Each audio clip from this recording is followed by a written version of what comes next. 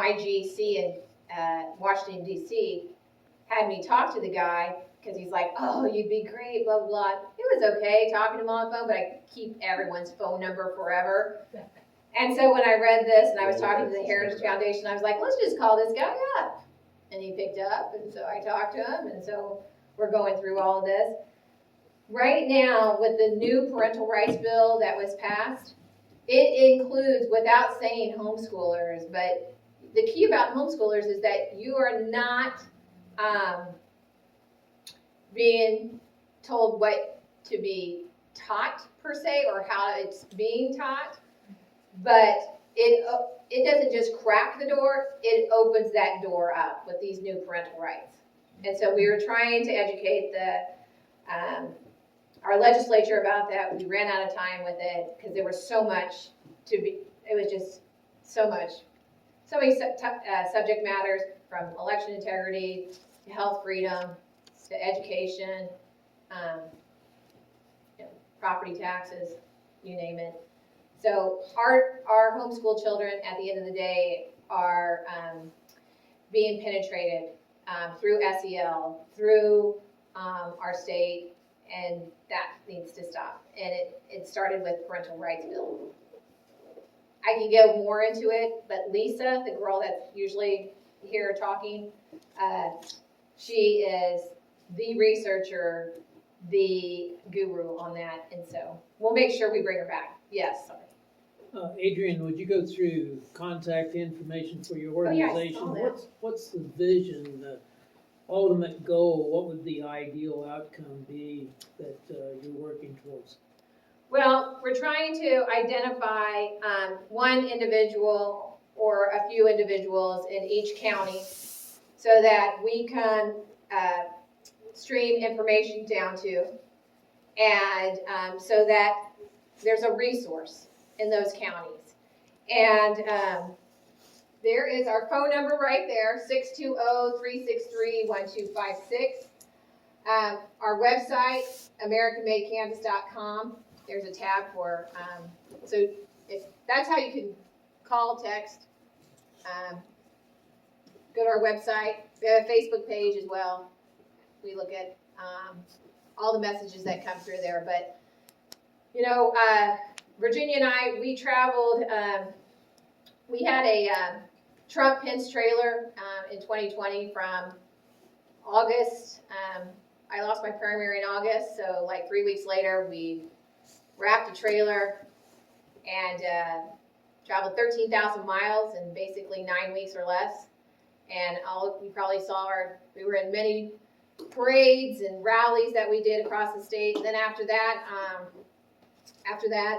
in January of 2021, we rewrapped a trailer, and it was called American Made, telling our stories. And we trying to figure out how can we penetrate people and find out why they hate America.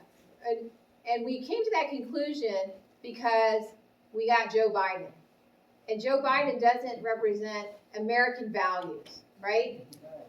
Our Kansas values of family, faith, and freedom. It's just that plain and simple. And so what do people like doing? People love talking about themselves. So we traveled in every county. So we did another 13,000 miles, but we did it in a year. And we created a documentary, which you can find on our website, and interviewed Kansans from all walks of life. We didn't ask them, are you Republican, Democrat, Independent? And all we asked them was, tell us your story. They're like, I don't have a story. I remember being in Alden, Kansas. It was 10:30 at night. We were getting gas, and we were trying to make our way back. I can't remember what is it, Hutchinson? Close to Alden? I'm trying to think of. Anyway, I can't remember what the next big town was, but we had to stop to get gas. So it's 10:30 at night. We're in this right outside of Alden, Kansas. And this couple, a ratty old car, guy's missing a tooth, and he looks Hispanic of some sort. He's like, what's that trailer about, telling our story? I said, well, everybody's got a story. He goes, I don't have a story. I go, what brought you to Kansas? And he's like, oh, well, blah, blah, blah, blah. And he starts talking. I was like, there's your story. He goes, well, why do you want to know my story? I said, because your story's not unique. At the end of the day, when you get people talking, they use 3 words: family, faith, and freedom. And that was what we wanted. And they said, well, I said, hey, we'll send you your cut of the video. Okay? And we did. And they were like, man, nobody has ever asked us that. And thank you for doing that. And then we have this big listserv that we have that we can influence others about, because we didn't wear Republican t-shirts. We wore Lions, Not Sheep t-shirts like he's got on. We have 3 different versions of it. And we would, when somebody tells us their story, and if they were a guy, we were like, you're our lion of the day. And if you were a woman, we'd say, you're our lioness of the day. Because everyone's story is unique. So we did that, and we were able to rally a lot of people who felt disenfranchised with just everything, who've never voted before, who were upset about their children, who were upset about their grandchildren and what was going on through COVID. And they would say, I don't really believe in it, but I got to do it, because we were like, but you remember that shirt we just gave you? Go be a lion. Don't be a follower. You're not a follower. If you were a follower, you wouldn't have talked to us. And I mean, we were given hope, honestly, to Kansans all across the state at a time that there wasn't a whole lot of hope during COVID. And so then after that, I always tell Virginia, we go where God tells us to go at the end of the day. And, I could run for an office, but you know what? That's not what my calling is right now. My calling right now is to tell as many people about how we are getting taken advantage of, how they're collecting data on us, and what we, the people, can do. Yes, sir. Public, school systems, the school boards is where this all starts at. Actually, beyond them even. It's insidious how that works its way in. We had our national scores on national tests and everything plummet and so forth after our school board, at the behest of the superintendent, who got sold a bill of goods by some swift talkers from the Northeast Policy Institute. I don't know if you're familiar with that or not. Oh, yeah, I am.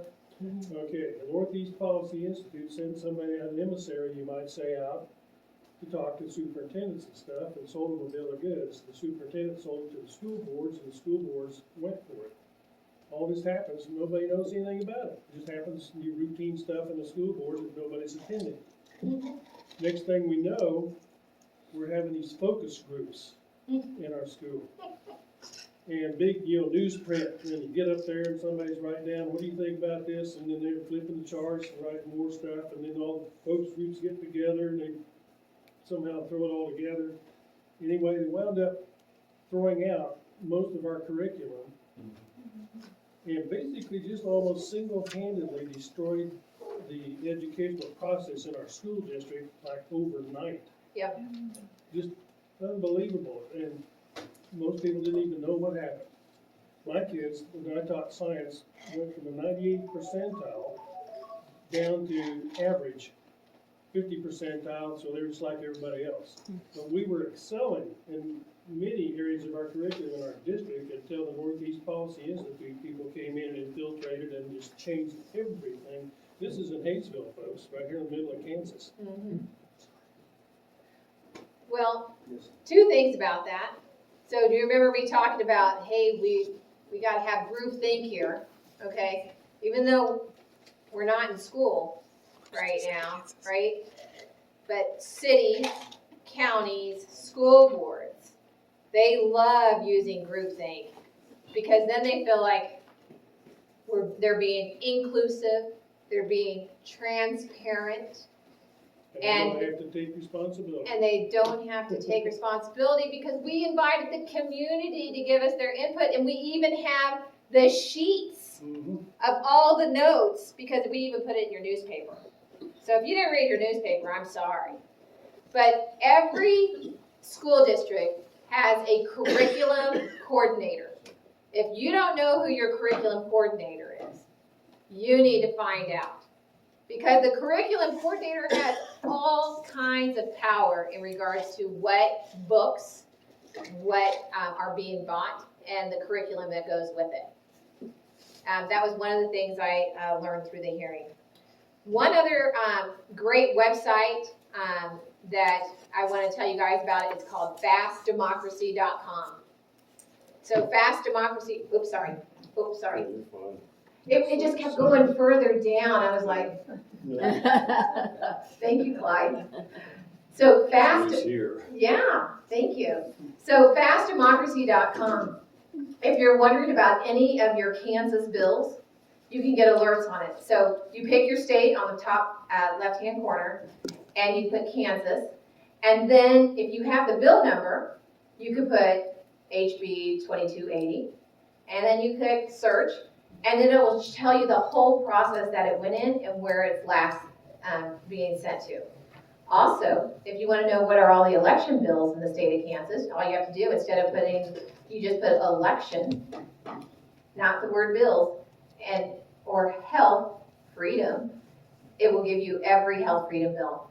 So I like doing things, pretty quick and easy, and I don't want to have to do too much work on that. So Fast Democracy would give me an update on time. So I learned a lot about this yesterday too, because I wanted to know where like a bill was, and is it going to be brought up in veto session.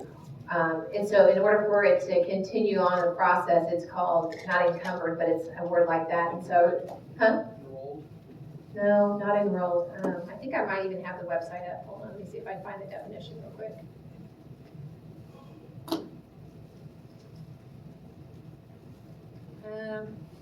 I don't have it, but I was like, oh, what does that mean? And then I found a whole article, 32-page document about it. So anyhow, we are a resource for you. We want to, if you need us, call us, text us, email us. Glenn's also got our contact.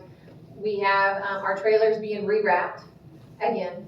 And so we'll be out this summer a lot. We do a lot of parades. We will not, I didn't know about this parade, so, in Virginia, still traveling, so, on Saturday, and that's our wedding anniversary, so I'm sorry, I'm not gonna do that.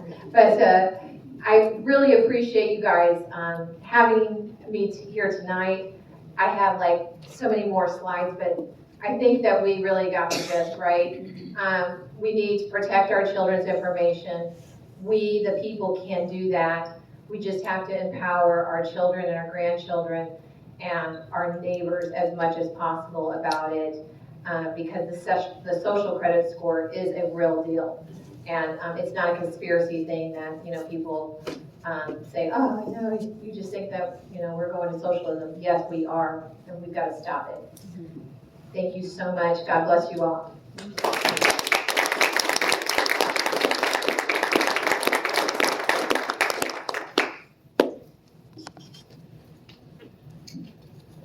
Thank you very much, Adrian.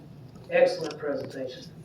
I know everybody wants to get out. I do want to make a comment on Greg's comment on Northeast Policy Institute. And that sounds to me like that organization used the Delphi method.